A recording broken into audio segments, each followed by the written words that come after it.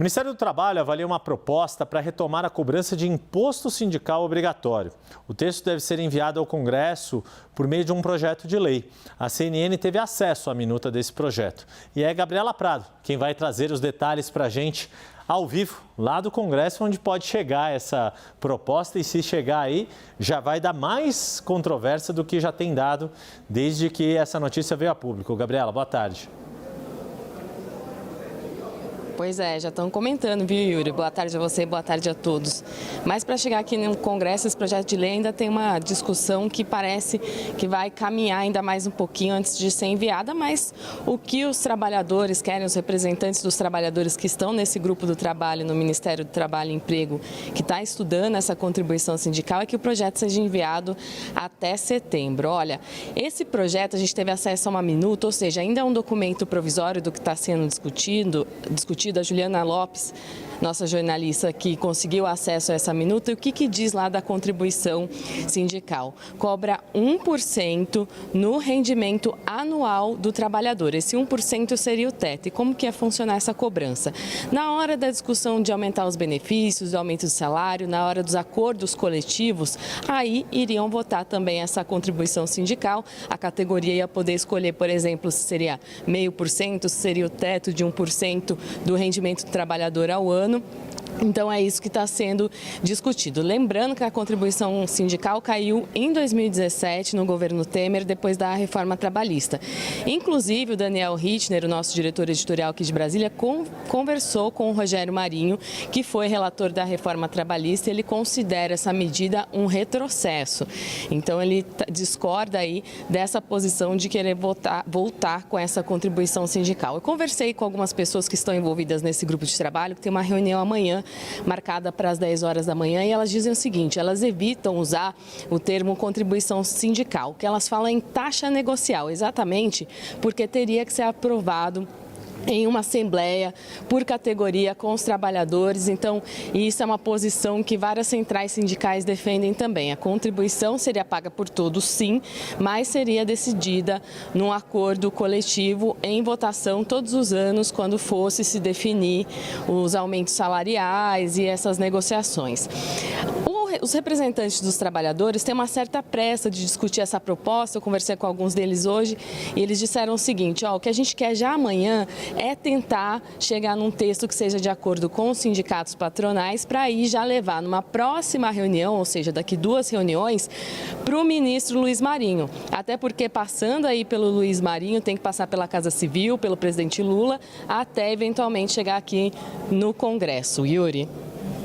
Obrigado, Gabriela Prado, com as informações direto de Brasília e informações que valem análise. E agora com Thaís Arbex e Fernando Nakagawa para a gente tratar desse assunto. Ô Naka, vou começar primeiro com a Thaís, que já tem um pouco mais também de avaliação política disso. E acho importante também trazer a manifestação que o Ministério do Trabalho e do Emprego tem dado a respeito desde que essa notícia foi veiculada pelo Jornal Globo. Só dar uma lida rápida aqui na nota, porque o Ministério alega que não se trata de uma discussão a respeito da volta do imposto sindical e que o ministro Luiz Marinho tem feito é reafirmar e defender a necessidade de uma política de valorização de negociação coletiva e atualização do sistema sindical para tratar das transformações que estão em curso no mundo do trabalho, mais ou menos em linha com essa avaliação que a Gabriela Prado trouxe do que ela já colheu de repercussão. E aqui a nota do Ministério continua explicando o trabalho desse grupo tripartite e fala que não existe nenhuma discussão no Ministério sobre percentual dessa eventual contribuição negocial, que terá um teto na lei, porque se estava ali falando desse 1% de remuneração anual, o imposto sindical tradicional era 1 dia de trabalho por ano. Daí esse cálculo. Mas, Thaís, queria te ouvir um pouco a gente já tem um pouquinho de algumas impressões do Congresso Nacional, mas é o tipo de pauta que bate quadradíssimo por lá, levando em conta o perfil de deputados e senadores dessa legislatura. Sim, Yuri, esse é um assunto que talvez eu até cravaria que é muito difícil do governo Luiz Inácio Lula da Silva avançar no Congresso Nacional. E essa iniciativa, neste momento, ela desce ainda mais quadrada. Eu consegui conversar com líderes e a impressão que se tem, a percepção que eu consigo trazer para cá, é que é um tema que não passa de jeito nenhum.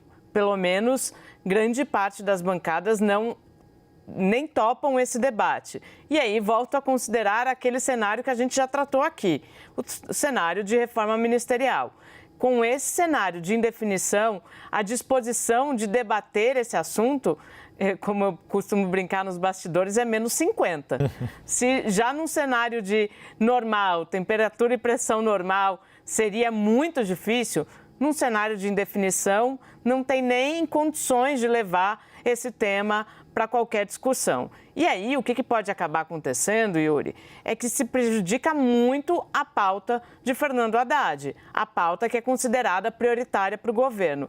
Voltar com esse assunto de imposto sindical neste momento, mesmo que ele não seja imposto sindical, que ele ganhe outro nome, não vai fazer com que o governo Luiz Inácio Lula da Silva consiga avançar com aquilo que é considerado mais importante pelo Ministério da Fazenda.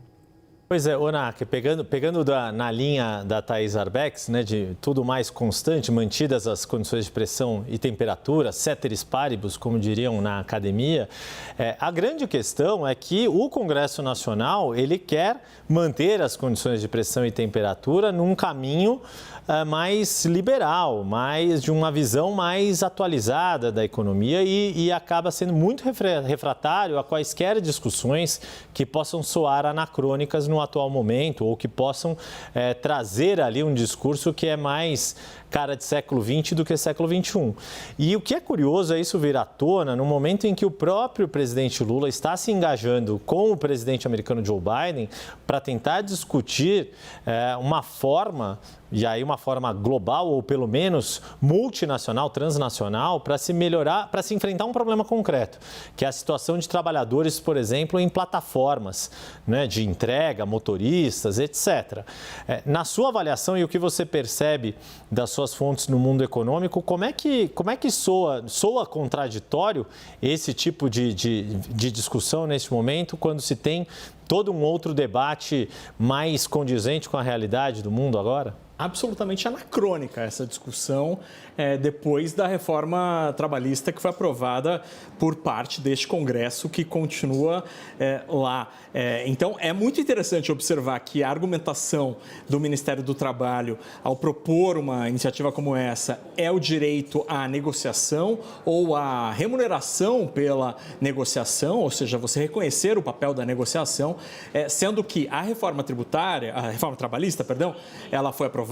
Há pontos que podem ser melhorados, obviamente, como qualquer outra lei, mas já prevê um mecanismo de financiamento voluntário dos sindicatos. Os sindicatos precisam de financiamento, eles precisam existir porque é um órgão, uma entidade importantíssima nas relações trabalhistas, entre os trabalhadores, que normalmente têm uma posição mais frágil nessa relação, e os patrões. É importante financiar os sindicatos. E foi criada uma maneira de financiar os sindicatos. Agora, se esse mecanismo ele é insuficiente, pode-se discutir este mecanismo, não voltar atrás, especialmente com essa alíquota, gente, porque essa alíquota de 1% é mais que o triplo do que existia antigamente. Antigamente era um dia de trabalho, o ano tem 365 dias, dava mais ou menos 0,30% da tua remuneração anual. Agora é 1%, são 3 vezes mais do que se pagava lá atrás. Me parece uma discussão anacrônica, especialmente pensando nesse novo mundo do trabalho, onde você tem o trabalho está aqui para o bem ou para o mal. Pois é. Opa, caiu aí, tá tudo bem? Tá tudo, eu só coloquei aqui. Fez um barulho um pouco mais alto, a gente, cuidado com o celular, que isso é instrumento de trabalho de todos nós, jornalistas, de todo mundo, né, praticamente, mas nós jornalistas em especial. E, de fato, é meritório o governo ter esse grupo tripartite para conseguir discutir essas questões e tentar buscar um acordo que tenha também envolvimento dos sindicatos patronais, mas, de fato, da forma como essa discussão foi colocada agora, vai dar trabalho. Obrigado, Thais Arbex e Fernando Nakagawa.